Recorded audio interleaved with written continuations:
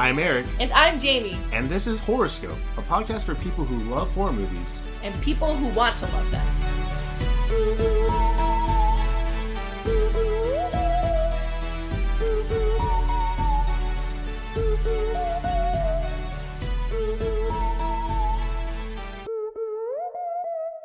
Merry Krampus nuts, Jaime. Merry Krampus nuts? No, Krampus nut. I'm not going to say that word more clearly because I don't know how to pronounce it properly. Krampus schnot? Krampus schnacht. Schnacht. Back at you, buddy. Oh, thank you. What is that? That is the festive holiday season name for Krampus, which is the movie we're watching today. It's a time? It's a time. It's a place. It's a person. It's a people. It's an idea. Feeling. It's a feeling. Krampus is a feeling. We are Krampus. It's like Fight Club, but they're all Krampus. Did you just make Fight Club good? They said it couldn't be done.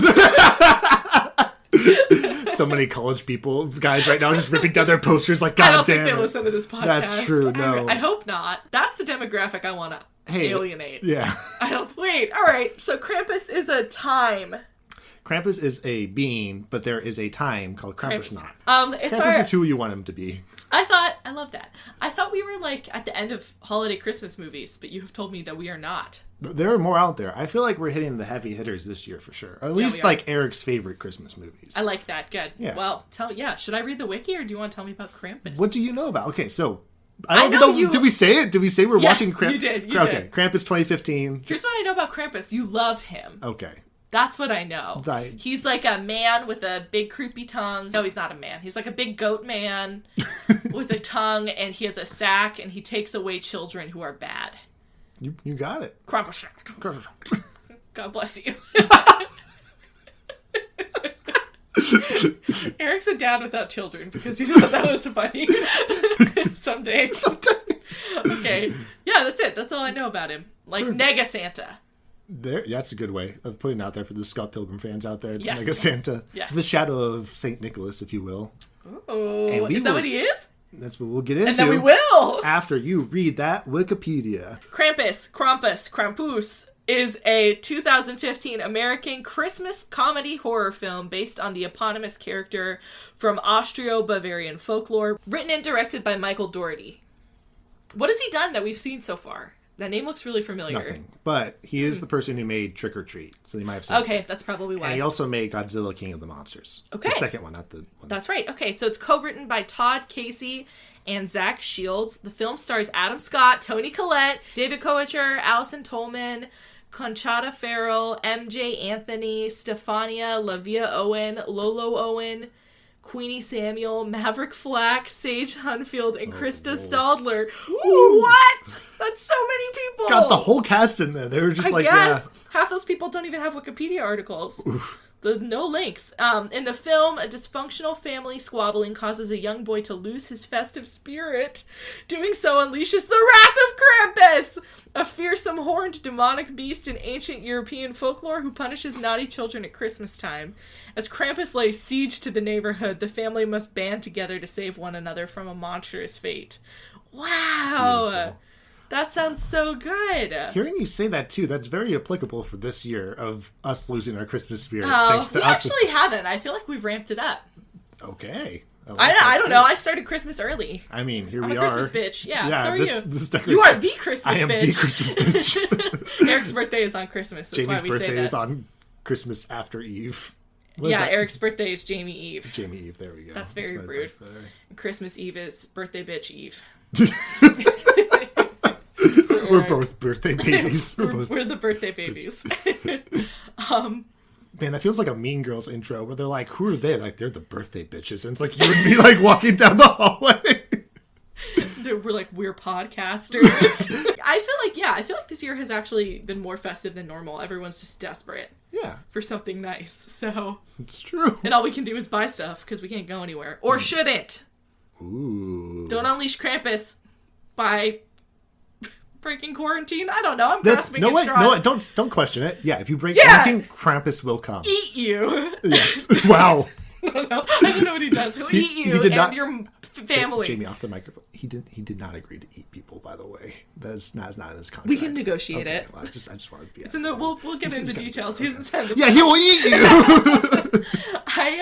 So honestly, a brief aside, I thought when we started this podcast, I was like, wow, what a little time capsule into like, I don't know, we started it this summer into like a pandemic, and how listening back, we're going to be like, oh my God, that was so weird that was happening. And it's just like still happening. I just don't know what Horrorscope will be without the pandemic, you know? What can we relate to in the real world? Because nothing else will be going on after the pandemic. There is no after the pandemic. That's true. So. Yeah. Tell me, oh Krampus man. I was inspired by our previous guest, Katie Lee.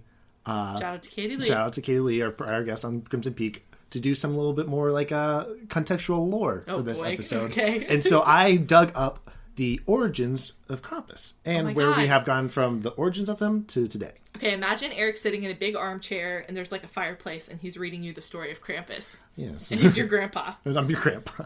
Hey guys, you know what? I am your grandpa. Well, I'll say it. I've risen above hot takes here. I am your grandpa.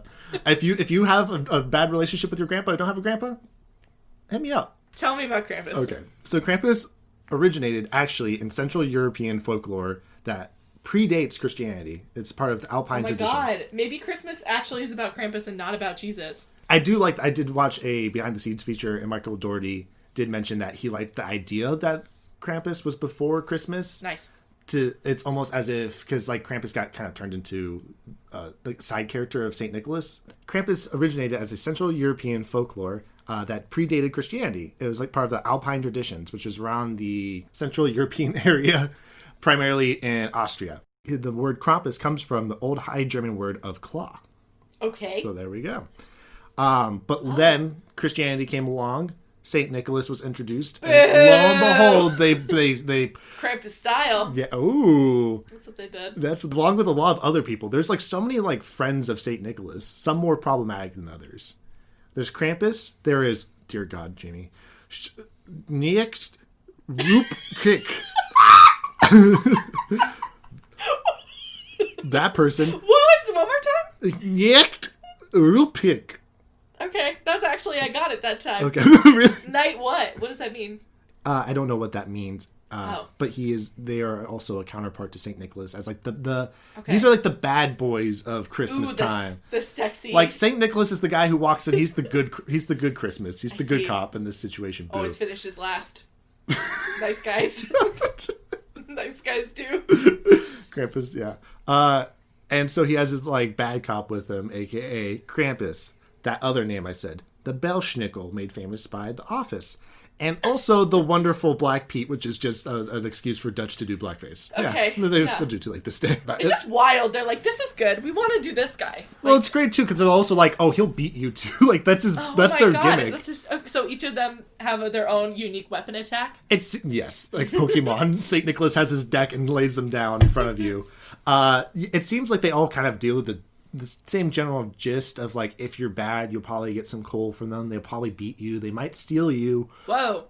Just think, the run of the gambit, kind of those normal things that one does. What does Krampus do after he steals the children?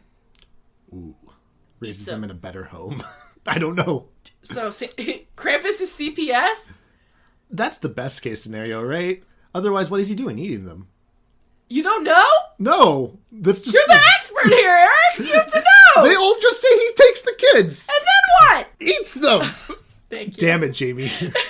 I feel like I'm trying to prove my thesis to like the professorship now. Well, I don't know. I feel like that's the whole bit is A kid doesn't need to be like... If you guys scare a kid, you just be like, oh, this demon will steal you away. The kid's not going to be like, then what? Well, maybe. Baby Jamie would be like, so... And then I never, good question. Did you believe in Santa growing up? Oh, hell yeah. Yeah? Yeah, I have specific memories of like believing in Rudolph and stuff like that. Oh. I don't know when I stopped believing in Santa. When did the Santa bubble burst? Oh shit, what if kids are listening to this podcast? No way! Holy fuck! Kids cannot listen to this podcast! No! Big believer in things. If you're a kid listening to this podcast, you have to tell us it's entrapment. And then we'll stop saying swear words. Yeah, fuck. Did you believe in Santa Claus? No. Oh, I was never told about Santa Claus. Oh. We didn't have a Christmas tree until I was like 8. That's just... Because it was pagan. Yeah, but my parents were like, no, we bought you those things. There's no Santa. My family, not very religious whatsoever. We love a holiday. When I have kids, I'm not gonna tell them about Santa. You're just gonna I'm just gonna tell them it was me. It fundamentally teaches kids to not trust their parents. I was thinking about that, how it's weird how we have this joyous occasion where we lie train to them, kids. to lie to them and then have them be heartbroken. Yes. So we're gonna say that they have to be cool and better for all the other kids, and they have secret knowledge and they can't ruin it for other people. That's cool. But they know. Because there's always those shitty kids who are the one kid who figures it out and then tells everybody else. So there's Krampus that happens on... See, you nailed it. Now you're getting in the swing of things. It happens on December 5th. It happens the day before the Feast of St. Nicholas. It's December 1st. Yeah, we're almost there. So close, and yet... You see the Krampus shadow coming over the moon. Or whatever the lore is. So they celebrate in Central Europe. They have the Feast of St. Nicholas, which is this big festive holiday. Very kind of it seems more of a block party more than Hell yeah. Being in your houses. Especially Krampus, which happens the night before, which is just from what I've seen from footage, it's just people out on the streets, and it's a parade of all these guys dressed up in their Krampus costumes. That sounds rad. Going around and spooking out people and getting drunk and just having a festive time. That sounds great. Yeah. It's I want that. Party before the big nice holiday. If we do that, we're just felons. I want to do that. Well, it has been, of course, adapted into American tradition, and there are Krampus pub crawls that are popping up. Damn, next year, fam. Yeah, show up to Gracie's in a Krampus costume. Oh my god, Horrorscope pub crawl. Everyone dresses up as Krampus. Wait, let's do that. I love that. That's wonderful. Okay, all right, we have a whole year to think about it. Perfect. And so that's the big festive holiday. And that's kind of his baseline origins. But what happened between all those centuries ago and now? That's a word I can say. What indeed? I thought you were pausing for effect. It was, and then it kind of trailed into thought. You're like, oh, wait. Thus became the Krampus carton, which are greeting cards that started around the 1800s. Okay. That usually read along the lines of Gruß von Krampus, which is greetings from Krampus. In the context of Central Europe, too, within these kind of greeting cards and the celebration we were just talking about, the way we kind of celebrate Christmas here versus what they do is kind of different. They celebrate it more of a Halloween and New Year's or Mardi Gras. And so that's where it's kind of being more outdoors, more of a big kind of festive celebration. Yeah. And just kind of a fun time to have Krampus show up. Okay. They did create the Krampus Lauf, which is the Krampus run, in which men get drunk and run through the streets in frightening costumes, and that was kind of what's been adapted into the pub crawls too. So the Krampus Lauf is different than Krampus Schnott, because Krampus Schnott happens on Jesus Christ. I know you just told me all this stuff, and I just forgot all Somebody's of it putting the clues together, right? You're just making it up. Well, apparently the run happens whenever, but there's the specific holiday of them just kind of walking through the streets. But there's also a separate holiday or event that can happen whenever, which is just people getting drunk and running around in the costumes. So it could be Krampus Day right now. If you wanted to. If you were drunk enough and had a costume laying around. Give me an hour. Let's see how this goes. So, that brings us to pretty much today. And what happened and how Krampus became... I don't know if you've noticed, but Krampus is... I feel like it didn't exist, and now has just slowly been gaining more and more traction. Literally only because of you. Thank you. Yeah, you're the only one. Oh. You're it says right here, it was popularized by Eric in the year this year. I didn't even know about this movie. I only heard about it from Reddit, where people were like, good holiday movies, and then it's Toni Collette's in this one. Perfect. And that's it. It's wild. Adam Scott's in this. I didn't know. Is he in any other horror movies? Not really. Yeah, he's in a few. Is he really? Mm-hmm. Okay. He's in one called Little Devil, where he's the father to Damien, the son of Satan. Oh, shit. So he's Satan? He's the stepfather to... Oh, shit. It's funny how he plays only assholes, except for Parks and Rec. Yeah. This has a good combination of nice Adam Scott and assholes. I'm excited. I like him a lot. Me too. Yes. So what happened was apparently According to this article that the study from National Geographic, popularization of Krampus in the U.S. came about in the 2000s when Monty Beauchamp takes credit after he published a book in 2004 that was a compilation or collection of a bunch of like postcards that his friend had given him from that time period of Krampus. Got it. And so he collected them together, put a book out, and had a whole art gallery with it. And then from there on, it kind of the Krampus revival. Yeah. Okay. And I also but you have to consider the internet came about. And I feel like a lot of like world traditions. We can blame the internet. I think you're just more in tune to other people's cultures and stuff like that through the internet. And so I think we got it. Michael Dougherty actually said that the first time he saw a thing about Krampus was in the early 2000s. And he got it like an e-card from his friends, and it was of Krampus. And That's like, pretty dorky. I want to do... Yes. The whole man is a dork. Like, you'll watch this movie... It's all dorky. So what's up with the movie? So, Michael Dougherty, he started in animation, created Season's Greetings, which was like his like thesis project, which was the first appearance of Sam, who later became like the icon for Trick or Treat, which is his first movie. That's right. Before doing that movie, he did help co-write X2, the second X-Men movie, and Superman Returns. Aha. Which aren't great movies, but he then did Trick or Treat, which was a commercial failure. It's the studio's fault. They released, they like shelved it, and then they just like threw it out there on DVD.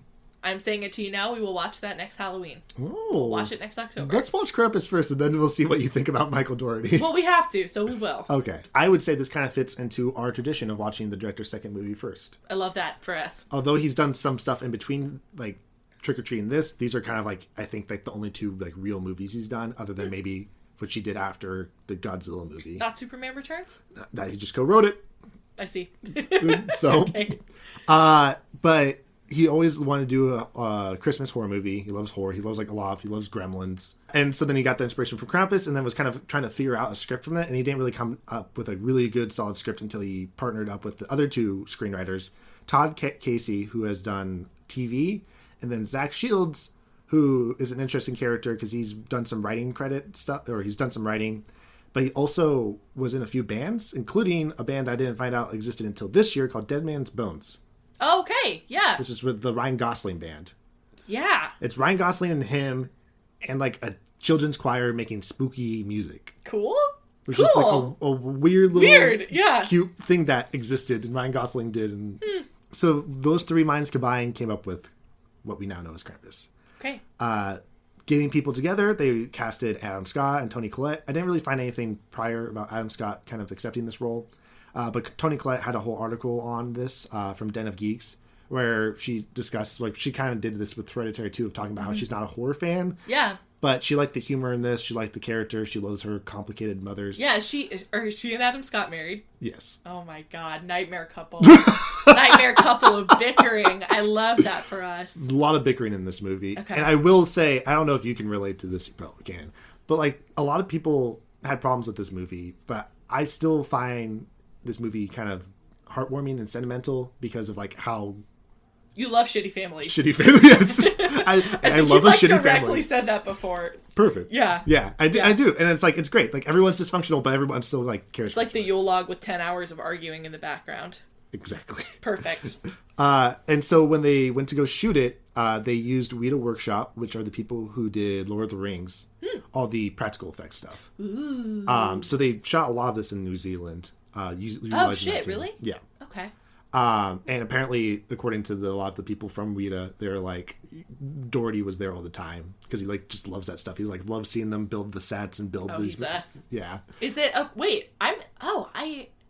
Saying sets. Is it like in a house or is it a soundstage?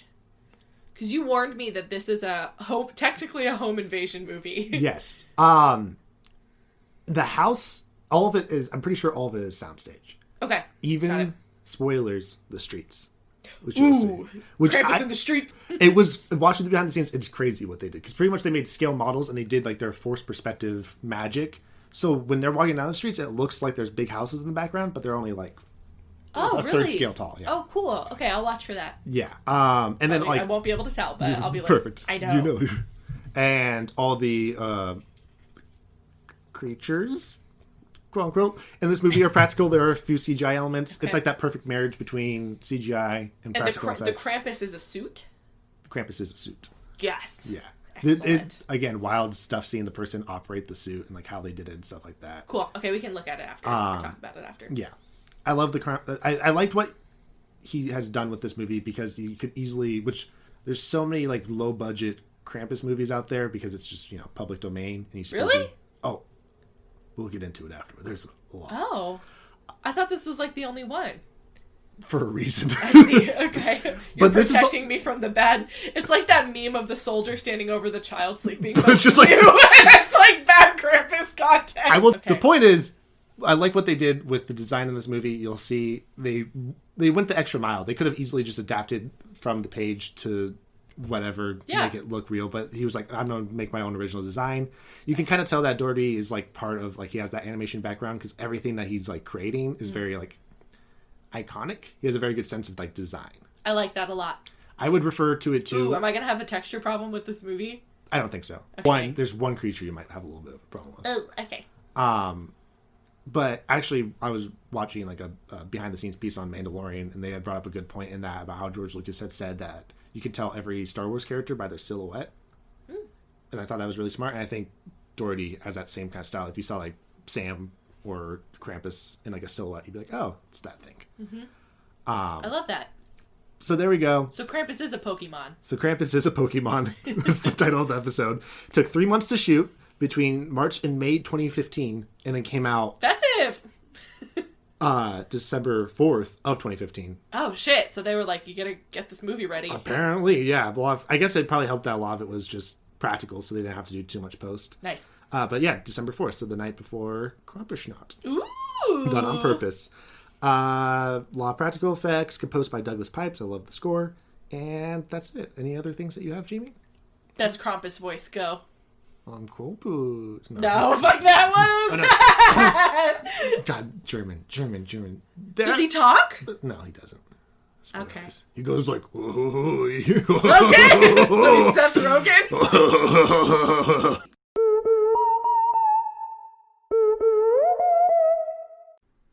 Hey y'all, content warnings for Krampus are implied child death, implied animal death, slight gore, a clown adjacent creature with a really gnarly mouth, and a big old seizure warning for the third act. There are a lot of strobing lights. It's our job and it's your job to make the world a little less horrific however we can, and it's Christmas time, so we donated to our local food bank.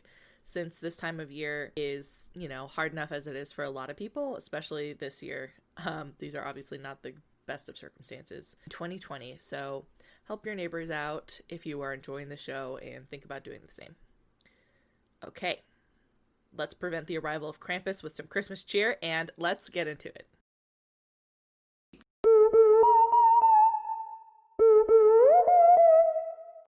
Eric, what a fucking treat! Ooh, a gingerbread man treat? Oh, I hope not. That's amazing. All I right. have to, okay, I gotta, oh boy. Okay. I'm delighted. This is oh my, what a Krampus treat. It's a Krampus miracle. It's a Krampus miracle. Did you think I wasn't gonna like it? What did you think? Okay. I guess we could do this before you recap. Yeah. But I saw this movie in theaters in 2015 with my current roommate, then coworker, and a bunch of other coworkers. Okay. And I walked out of that theater delighted with a bunch of other people who were like, it was alright. That literally, I guess, like, impacted me, because since then I have felt like a defender for this movie. I had the delight to have a viewing at my parents' place last year with all my family, and everyone was delighted, who I care about. It's a great movie! Thank you. And now Jaime, another person I care about, who is delighted by this movie. It was great. And the opening was really good. It's Black Friday shopping in slow motion. What was the song? It's beginning to feel a lot like Christmas. Mm-hmm. Playing people just like kicking each other's ass in slow motion in a department store. They found like every Christmas song they could play ironically at every like point of the movie. There's a lot of them. Yeah. Yeah. And then we eventually get to a little kid whooping another kid's ass in a nativity scene. And that is, what was that kid's name? I realized I need to I'm gonna pull up Joey? the casting, because I don't remember the name. Jim? No, it's Max. Remember, because Max eat that. Max. Okay, that's right. Yes. I'm gonna just say kid. Okay. Okay. Boy. Their son, Adam Scott, and Toni Collette are married, and they have a daughter, teenage daughter, and a son. and their son was trying to defend Christmas because other kids were ruining Christmas for other kids. And then they're like, your shitty cousins are coming over, and the shitty cousins arrive, and it's Todd Packer from The Office.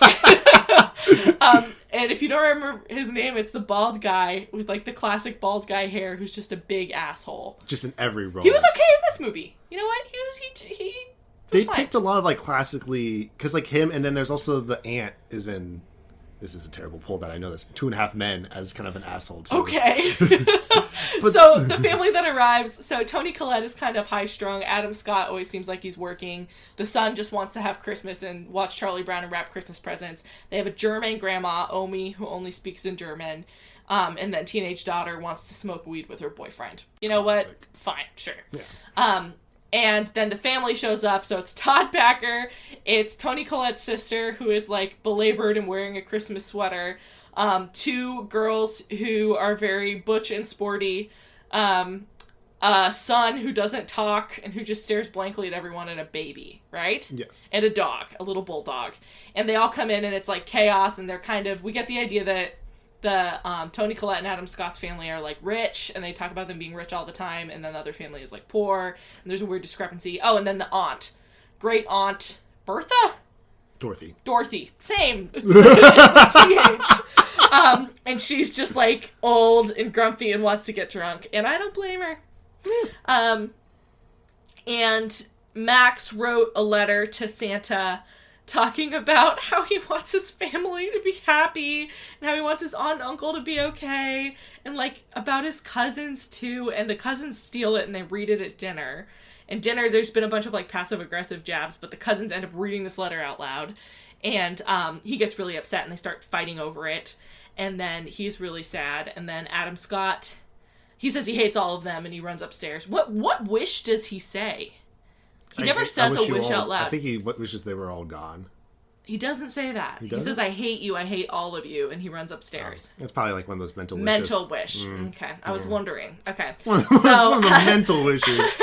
Adam Scott is like, I'm trying to, and they like hang, Toni Collette is trying to make their house look perfect, and she hangs their Christmas picture, and it's the parents looking weird, and their son just staring straight ahead, and then their daughter rolling her eyes, and then Santa's looking at their daughter's ass. So that's just a good summary of what's going on.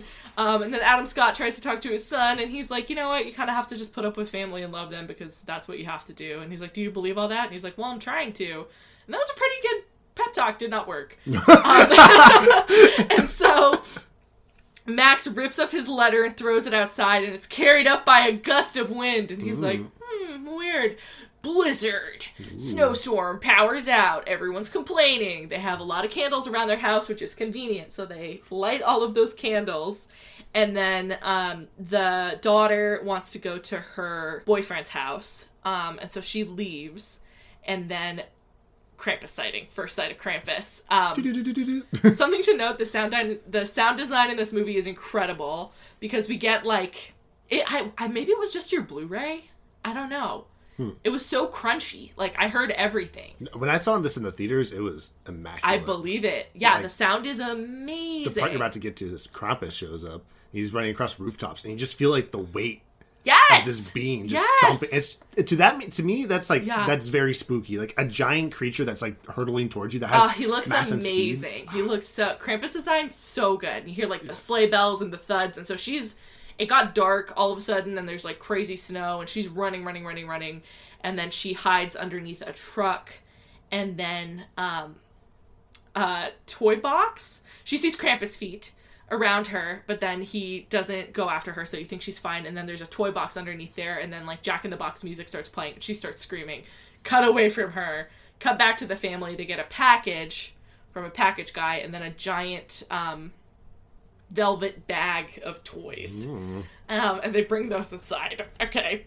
Mail theft is not a joke, but anyway. Well, it's because it was the aunt who picked up, and they're just like, that's true. They're just get free stuff because they're people. Democrats. Yeah, literally. A little on the nose. It's not, because it came out in 2015. Yeah. But if this had come out now, I think it would have been like... I think this movie would be read differently if it came out now, because now Todd Packer is a Trump supporter. I know, it would have been like reach across the aisle. I mean, he was a Trump supporter back then, presumably. Because he's talking about like guns and... Yeah. Absolutely, yeah.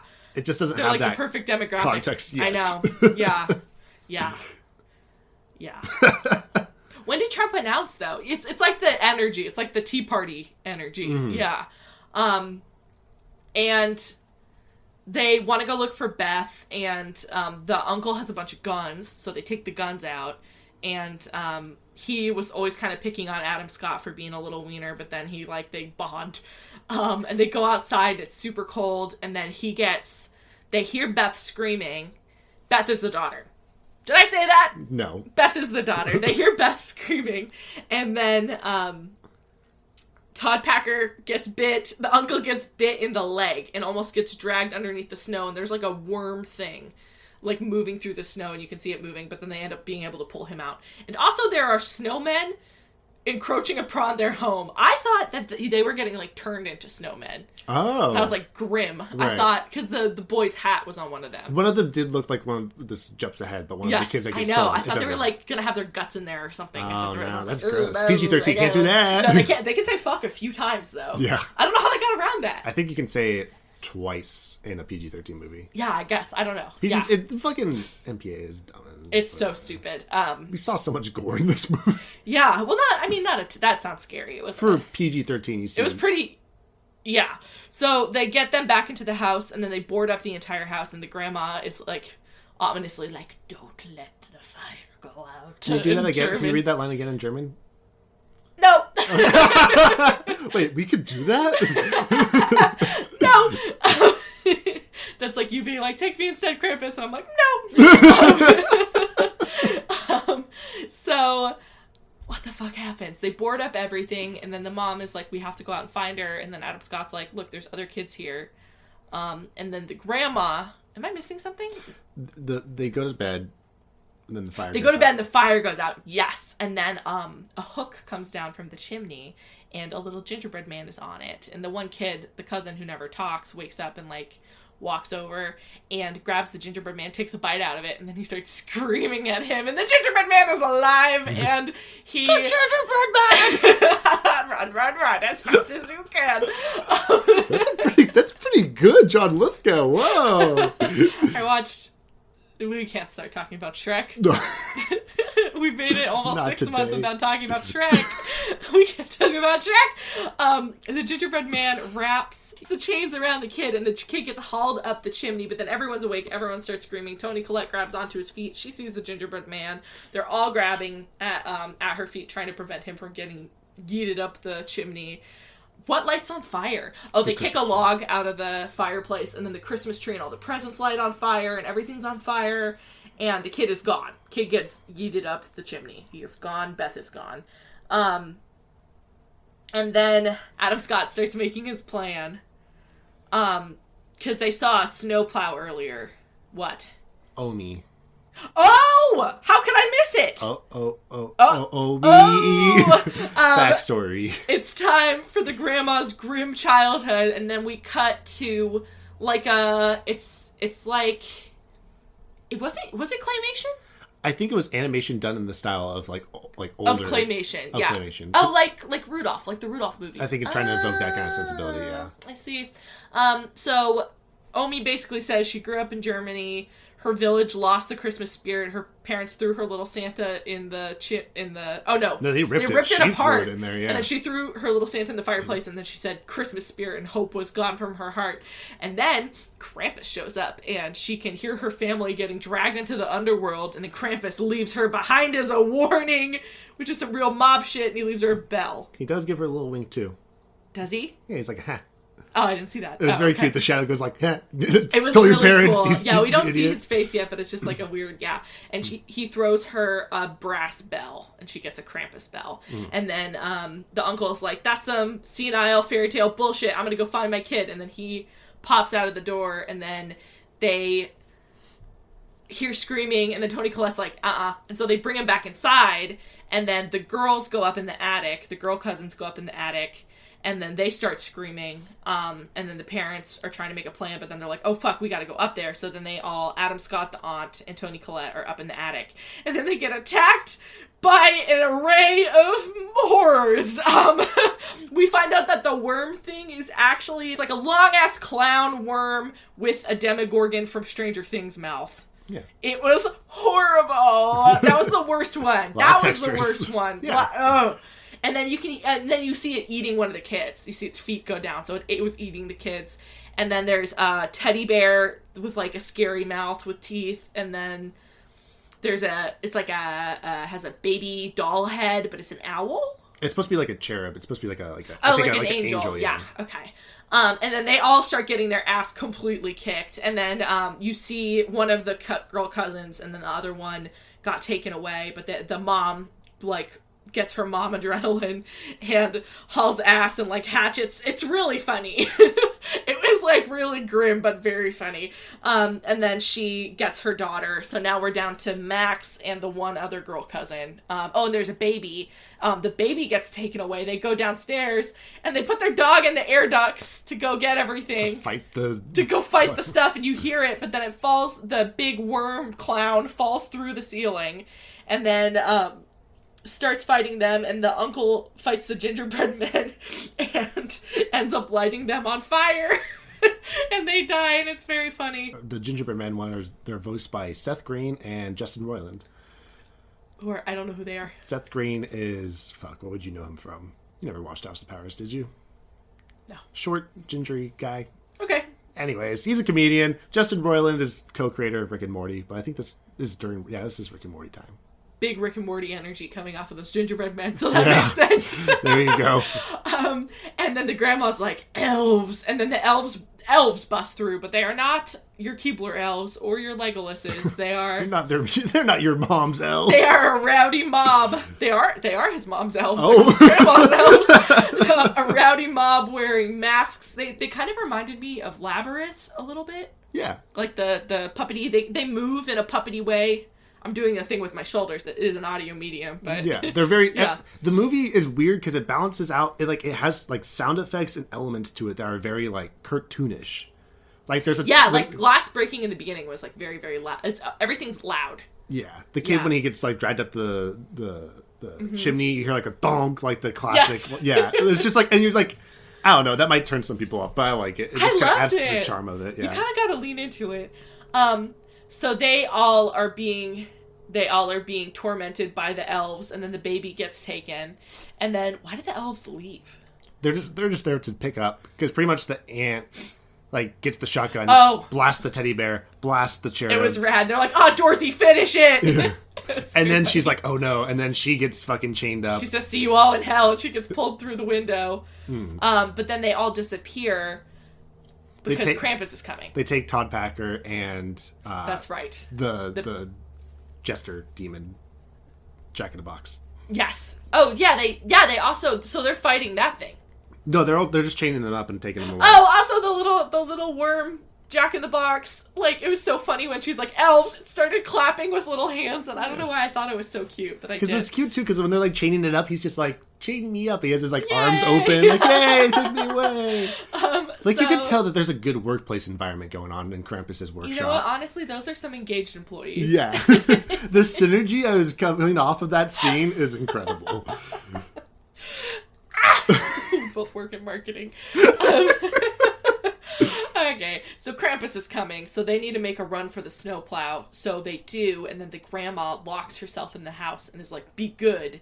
And then Adam Scott has to leave his mom, and it's very sad. He like tries to get in, and then the grandson's like, she's sacrificing herself, she wants to face him. And they're like, okay, fuck. So they run off, and the Krampus comes down the chimney, our main man. And he knows how to make an entrance. I don't know how he got down that chimney. He's a big boy. Yeah. Maybe it's like Eric's doing something. Maybe here. It's like, you know cats can get through like small holes? He's like a big cat. I guess. Eric pointed out he's wearing a human face, which I didn't love knowing. Oh, yeah. I didn't. He has like slitted, like horizontally slitted goat eyes. He's got goat feeties. He's got a big old hunchback. He's got horns. He's wearing a face. Yeah. And he stares at the grandma. And she stares back. She only flinches a little bit. Hardcore grandma. I feel like grandma should have given them a lot more warning throughout this movie. She should have told them from the fucking beginning. But anyway. She's like, content warning, by the way. Literally. And then she looks into the toy bag and then it's like, ah! And then we cut away. And then I love that for somebody who doesn't watch the movie. Because it's like, she looks at the bag and then, don't explain, please. I mean, don't. Okay. What was in there? It was toys. Oh, okay, well, I made toy noises. Okay. I'm almost there. Okay, so they're running through the snow, and then the worm thing comes after them, and then Adam Scott sends everyone ahead of him, and it's very sad. He says he loves his wife, and he loves his kid, and then he starts shooting the thing with the gun, and then they run out of ammo, and then, when Krampus is coming, Old St. Nick starts playing, right? Or Santa Claus is coming to town. Starts playing. Yeah. The electricity comes back on and the lights start flickering and it's fucking sick. And then he's like, cue the music, I know. Lights, entrance. He's like a stage manager. And then now in the snowstorm blizzard scene, it's like an electrical, like there's lightning and it's like strobing basically. It's like all strobe lights. And so Adam Scott runs out of ammo. He gets yeeted into the snow by the snow worm. Presumably, they start getting in the snow plow. The aunt gets grabbed. Toni Collette gets grabbed. It's just the one girl cousin and Max left. Max says, I don't know how to drive a stick. We have a hybrid, which is pretty good. And then the elves come back and they grab his cousin. And then he gets out of the snowplow and sees Krampus, and Krampus gives him the bell that the grandma got. So, like, the one survivor is left, basically.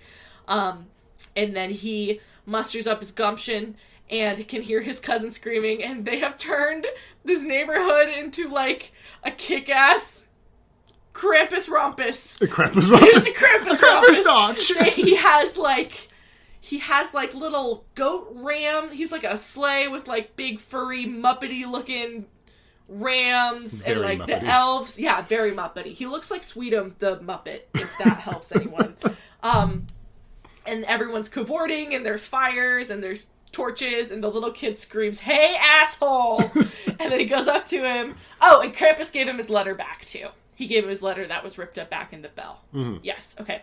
And so then the little kid goes up to him, and he says, "Give me my family back, I want them back." And then Krampus says no. He puts his big claw up to his tear, and you think there might be a moment, and then he starts laughing, like Seth Rogen. Not really. No.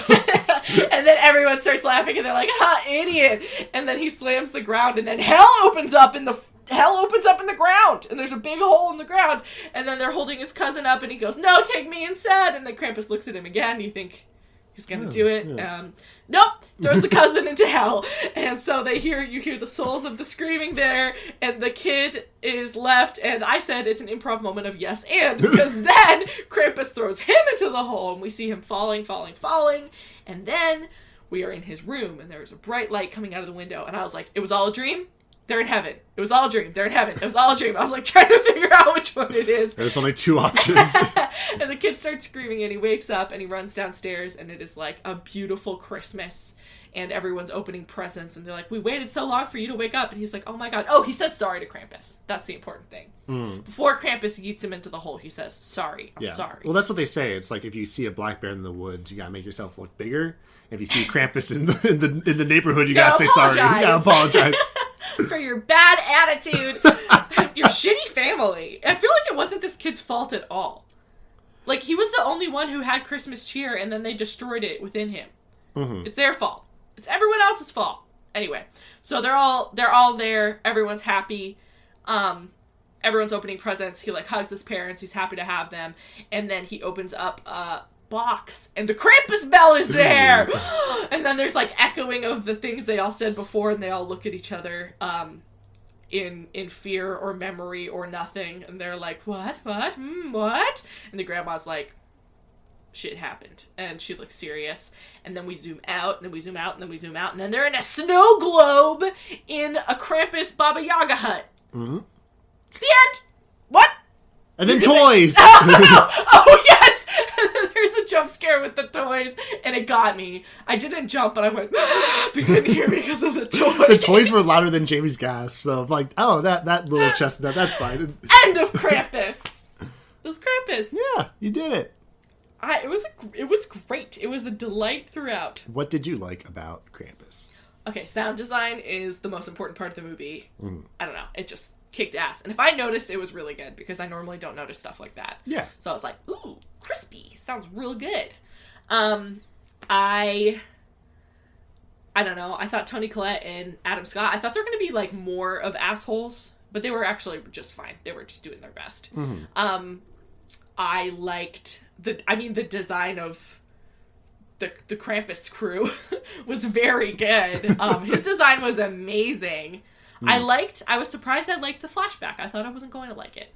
I did like it. When it was coming up, I was like, oh, wait. Oh, no. Textures. Oh, no. Stop motion. No, it's okay. No, it has to be like, if you can see something moving and talking, and then you can see like a thumbprint on it that someone made. You know what I mean? Yeah. It's like the thing that bothers me is like the slight jerkiness of stop motion. Yeah. My lizard brain is like, no. This one definitely benefits from it just being Yeah, it was animated. fine. Yeah. It was okay. I liked it more than I thought I was going to. And the fact that you said he has an animation background, I was like, oh, yes. Yeah. It reminded me of the Tale of the Three Brothers in Harry Potter. The Deathly Hallows. Yeah, like very similar to it has that. I don't know what that is. I guess like it looks like paper. Shadow art, yeah. Because they used that for that random Candyman trailer. Remember? That's right. Yeah. Mm-hmm. Yeah, I think that's really cool. So, I don't know. It felt like it went by really quick. It was really sad at the end too. I was like surprised. I was like, oh my god, no. So the whole time I was trying to think like, are they really like dead? Or, like, I was like, that kid got eaten. Because I was like, they have to be able to undo this, right? Because I was like, it's a comedy. It's just like this kid is left in this blizzard and everyone's dead and that's the end of the movie. Learn your lesson, yeah. Powerful. Womp womp. So, I don't know what, I was, like, looking the whole time to, like, see how to undo it, basically. I like that Krampus did not undo it for him, really. But he did, a little bit, but he didn't. So, what is the ending? What is Is there a thing with snow globes in Krampus? No, this was for the movie. That's a Dougherty original. Okay. So, because the lighting was different too in the end. The lighting was like really bright and glowy, so maybe they are all dead. So this movie was made for $15 million. They're in snow globe heaven, and it made $61.5 million, which I was surprised. It made $50 million. Is that how much? $61.5 million was made for 15. It was made for 15. Yeah. Okay, I thought you said 50, so I was like, no. Pretty good. Pretty cheap. Pretty cheap margins, yeah. Okay, so that's a suit. That's a Krampus suit. That's operated by a man in there. So the way it operates is that there's a person with hands with like mechanical gloves on for the things. And the way the head works is that there's a guy inside the suit and he has the head and he's holding the head. And there's a screen so you can see outside the suit and he's moving around the head and like, I walking love around. that. Yeah. That's so good. It's incredible. So there's two people on there? Someone's the hands and someone's the head? How did they do that? I think maybe he operates one of the hands with his hand and then operates the other. And I don't think we ever see both hands move at the same time. I'm pretty sure it's only one person in the suit. So it's one hand and a head. Yeah. Got it. Okay.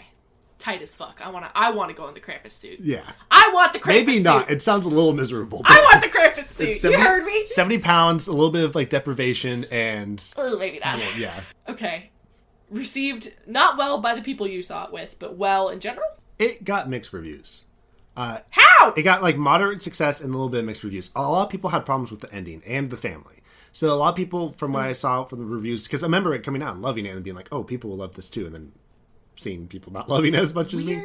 But, so one was the ending. They said it was a little bit spotty, which we'll get into like what it means or what it could possibly mean. Because Dougherty's kind of vague on it, but I think they're all dead. Ooh, all right. And then I think a lot of people... Lost. Oh, God. It's exactly like Lost. Ooh. At least it didn't take 10 seasons to get there. You know what? Yeah, we got a cool 2 hours. Yeah. A lot of people were talking about the family too, not like being unlikable. What movie? It was Us that I was upset that the family weren't a little more bonded. I felt like the family was super likable. Me too, yeah. Yeah. It felt all like very realistic. Like the amount of they had the right amount of hate for each other, but also like when it came down to it, like the right, like you could tell like that love was still like. Yes, and they weren't like, I don't know. I don't like it when there's teenagers who are just like, I don't know, being stupid, or like when kids are being stupid, or they're just saying like snarky stuff. Everyone in this movie is very smart. Yes, they did such a good horror job. They did a great job, except for charging. They should have kept their iPad charged and not watched a Christmas movie, but it's fine.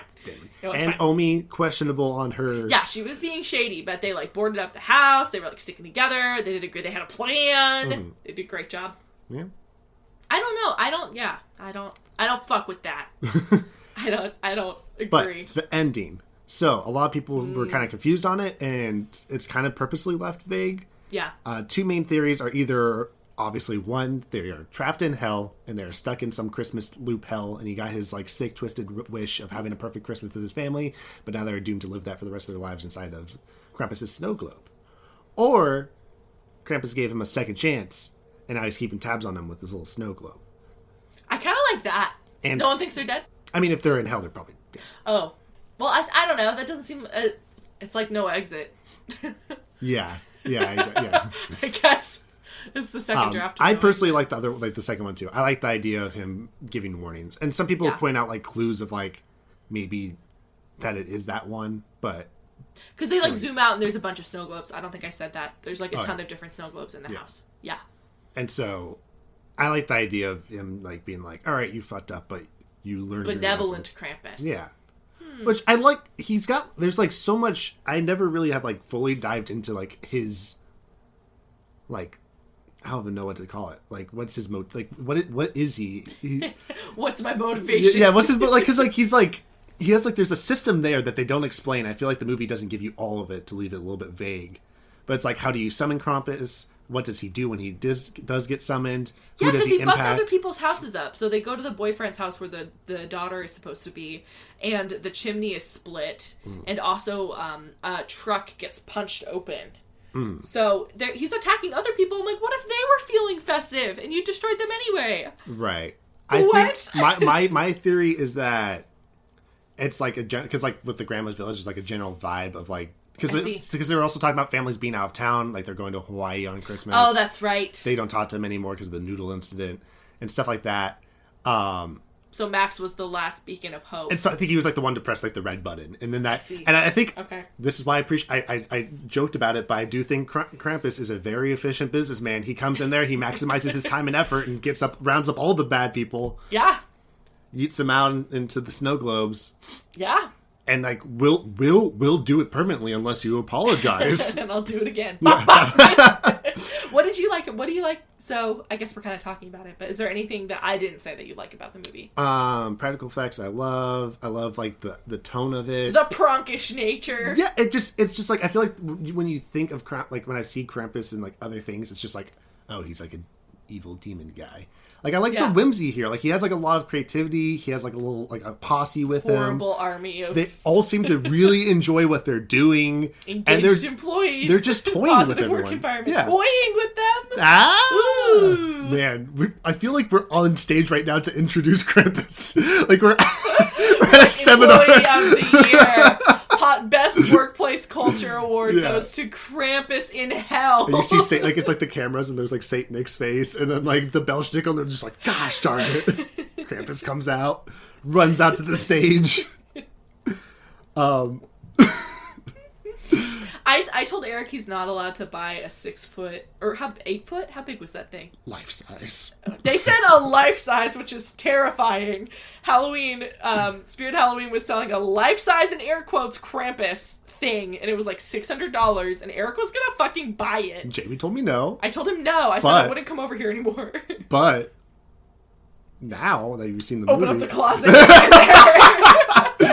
Krampus, come on out! This was the whole podcast was a setup just for this moment. For me to spend $600. What didn't you like about it? I don't know. This is another hard movie to like critique. Can I take the dog out of it? Oh, okay. I do like. Okay. No. Not to say your point is wrong. That's weird. But I do appreciate a movie that puts it's weird now, Eric. Oh, now it's weird. Interesting. Interesting. It's a Christmas miracle, Eric realized. But they did put a dog in this movie. It didn't necessarily kill it or make it. We never saw the dog again. You said the dog gets in a fight. You said the dog doesn't die, it gets in a fight. We never see the dog again. The dog got eaten. But nobody who gets eaten dies. That doesn't... No! That's not how that works. You don't see a kid get eaten and you're like, the kid got in a fight, but he's fine. Yeah. No, Eric! The dog got eaten. You don't see it get eaten, but it got eaten. It's implied. You never see the dog again. It's fine. Okay. I'm going to say take the dog out of the movie again. I feel like they could have used more Christmas carols. I would have enjoyed more Christmas carols. That would have been good. They open up. I mean, that'd just rip it off Gremlins, but they open up the door and it's like the elves. Fuck it. Absolutely. I mean, absolutely. At this point, balls to the wall. Just do it. What do you think? I know you had something to say. Well, that did remind me of a quick point. I like there was behind the scenes and Doherty was talking about the elves and like their designs and stuff. Yeah. And he was just like pitching ideas and he was talking about how maybe the elves used to work for Santa, but then they didn't like it anymore, so they bounced and they went to go work with Krampus. Again, Krampus offering a workplace environment that probably has great benefits, great hours, and like compared to Santa Claus, of course I would leave. You gotta design your own costume, get a mask. Yeah, no slave labor. Yeah. Okay. Well, that wasn't what you didn't like. What don't you like? I will say I have a big gripe in this movie. Okay. I love this movie, but I have a huge gripe, and it's the ending. Not necessarily the ending, but when they're in the snowstorm, which you briefly talked about with the strobe lights. I hate it. It's a pet peeve of mine of when movies have like severe lightning storms going on in their scenes of the flashing lights. Ooh, I kind of thought it was really cool. Okay. That's cool. Liked it. No, that's great. Mm-hmm. But like for me, like it kind of like it makes my eyes twinge. Well, sure. Yeah. I kind of wished when I was watching it, I was distracted and I wish I could just have enjoyed it. But maybe that means there was too much of it. Yeah, I think it makes sense that it's there for like to add the tension and like the dystopian environment that has been created. Yeah. It kind of has to be elevated and they bring it to a point early on to be so extreme that they have to kind of include that in there. That's a good point. Yeah, they could have ramped it up a little differently. But I don't know. I just don't like that in movies because I feel like it just kind of distracts away from the image. And I do feel like the ending's a little like clunky where he like gets the bell and then it fades to black and then he's back and then there's a like, oh, is this gonna work? No, he laughs at that. Oh, is this gonna work? No, he laughs at that. Yeah, but I was just like, there's no way to wrap it up. You know, it's a hard movie. It definitely feels like a movie where the ending came last. Yeah. They're like, we got 10 more minutes filming. Let's do something. Let's do something. Let's put a filter on this camera. Let's get under the tree. Like, what does the script say? They're like, a script? I was in the Weta Labs looking at the props. Was somebody writing the script? I think that I think you just need to not worry about it, I guess. Yeah. You know, it's like, I think the ending is disappointing, but I think the movie is so fun up until then you can just be like, fuck it. Mm-hmm. The end. I think, because, I mean, I had said that, but I've watched this movie every year since it's come out. Really? Yeah. It's like a tradition now, so... It's a good-ass movie. It's just like, the ending might not be great, but it definitely does not detract from the overall goodness. Yes, I agree. There's no way to wrap it up. Are there anything else about the movie? Like, any other facts or anything? It's oh my mostly god, are we just... gonna end on time for once? Yeah, that's just how to wrap it up. Holy shit. I have a few questions for you, Jamie. What's that? Okay, one, who was your favorite and least favorite minion of Krampus? Ooh, maybe it's the same. It's both. It's the same. It's the clown thing for both. You love him and you hate him. Love him and you hate him. Yeah. I loved his little clapping hands. I thought they were really cute. So I can't say I hated him entirely, but I hated him a lot. Hated him a lot. So that's my answer. There you go, folks. If you feel like you're losing JB, just kind of clap a lot. Then you'll put her back. And then eat my cousin. What about you? Seems like a shitty sitcom title. It's like, eat my cousin. Yeah. What about you? I think least favorite was the robot. There's robot toys. He's kind of just like a throwaway dude. I like the gingerbread men a lot. I like they were a delight. They were a delight. They were playful. They worked together well, and they were determined. Like on fire, lost an arm, and they're like screaming. And then they immediately see Todd Packer, like, "Oh, there he is!" And then they start charging at him. Oh man! What we're doing ratings? Yes. Okay. Yeah. Okay. Scary 1. It was not scary. All right. Right. Yeah. One for the jump scare. Yeah, there was. Oh my god, there were a few jump scares, but not like I don't know. I wouldn't show this movie to like a kid, but I would show this movie to like a 12-year-old. This is like a perfect movie for a kid to accidentally watch, like me with Gremlins. Yeah. You know what? Yeah. It was all right. I didn't like, and it's not a thing in the movie. I don't like, remember, I do not like kids in trouble. Do not like kids screaming. No kid anguish, please. Haven't had to deal with that since like It, right? No. Yeah, it's been a while. So, yeah, but like, the child performances were really good, but I was like, oh god. Yeah, I'd give it a 1. I'll give it a 1.5 for the mouth of that clown thing. It bumps it up half a point. On goodness, I would give this a 4.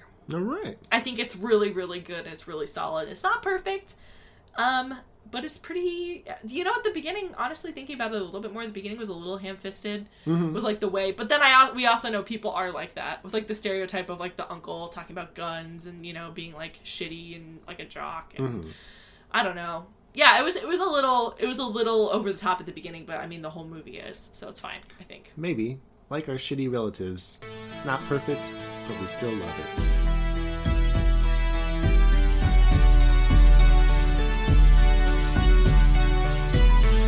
As always, thank you for listening. If you want to give me and Jaime a little bit of like a birthday holiday treat, share this podcast with one of your friends. Tell them about it. Tell them how much you're enjoying it, hopefully. And also give us a follow on Instagram and Twitter at Horrorscope Pod with 1D on Instagram and Horrorscope Pod with 2Ds on Twitter. Your horoscope for the day is: be grateful for those you have this holiday season while you still have them.